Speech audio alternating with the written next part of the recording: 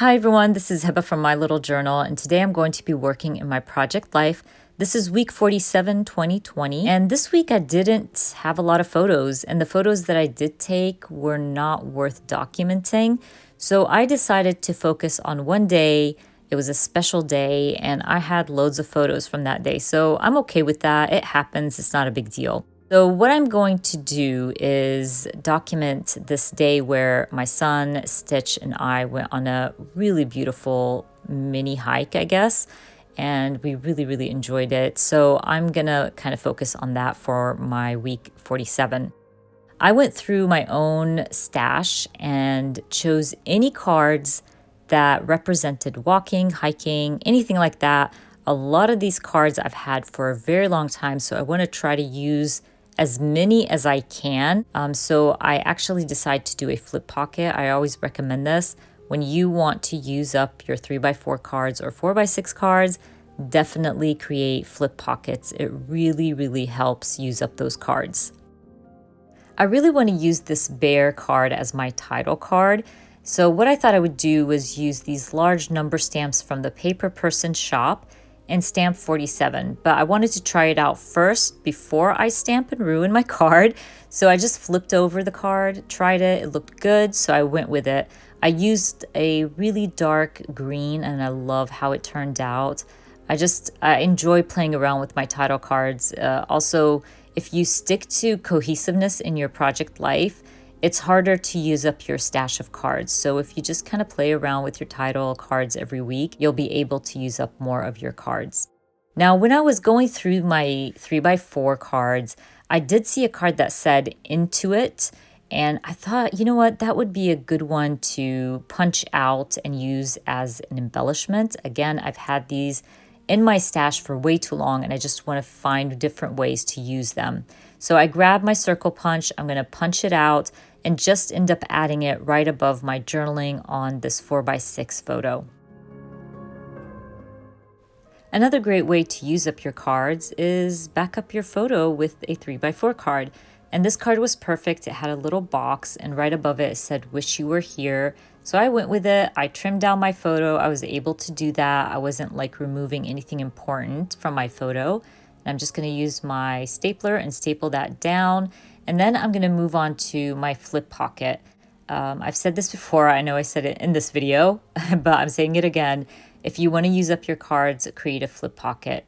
You can see me kind of confused, and it's because I totally forgot to stick down all three cards together before I stuck down my photo with the card, but it's okay. Once I take my 3x4 card to my typewriter, add my journaling, then I'm gonna grab just a piece of scrap white paper and create my little flip. This is where you can see I figured out like, duh, I need that photo to back up to create my flip pocket. Anyways, I don't know why I'm confused. I do these flip pockets all the time. So anyways, I'm gonna go ahead and stick all three cards together. I'm so happy I created this flip pocket because that deer card has been in my stash forever and I'm just dying to use it. And I think this is the perfect layout for it. So I just went with it. I'm going to embellish it a little bit with a red puffy heart and call my flip pocket done.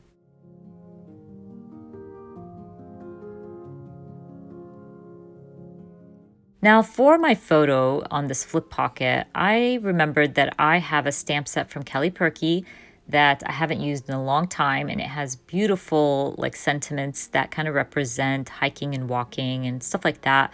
So I'm going to use it. I will stamp "Find Your Wild" on this red label. It brings in the red to the left side of my spread and it adds a little something to my photo. So I'm going to go ahead and stick that to the side of my photo and just trim off the edge, and I love how it turns out. It's the little things, you guys. Anyways, in that stamp set, there was a stamp that said, "Where the road ends, the adventure begins," and I thought it was perfect for my 4x6 photo.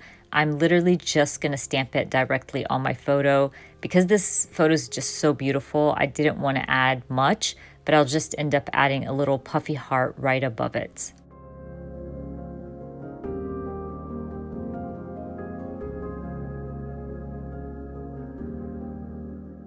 So I have this 3x4 card with the wooden pattern, And I thought, you know what? That stamp set had this beautiful circle stamp with mountains and trees. I can just stamp that on some white paper and add that to my 3x4 card just to add a little something to it. At first, I added it to the bottom portion, and I even go through my puffy stickers and add a puffy sentiment right above my little circle here.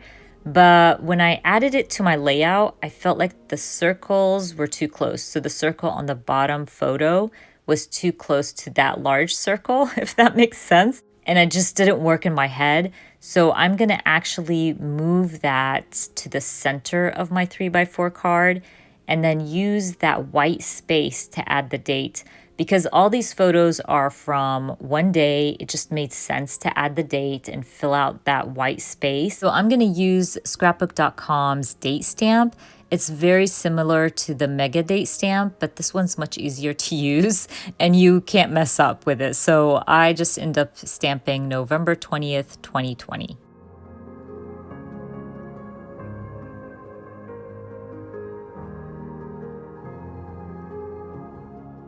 I'm almost done with my layout. I just want to add a little something to that 4x6 photo of my son and Stitch by the water. And I just go through my stamp sets. I found an older Feature Craft stamp set that said, or the stamp in that stamp set said, "Wander this way." It was like in a little banner. So I'm going to stamp it on some white paper, trim it out, and add it to the corner of my photo.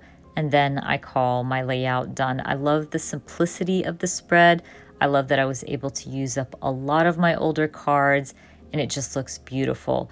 Anyways, you guys, I hope you enjoyed watching this video. And if you did, please give me a thumbs up. And if you are new to my channel, please consider subscribing. And I hope to see you guys very soon. Bye.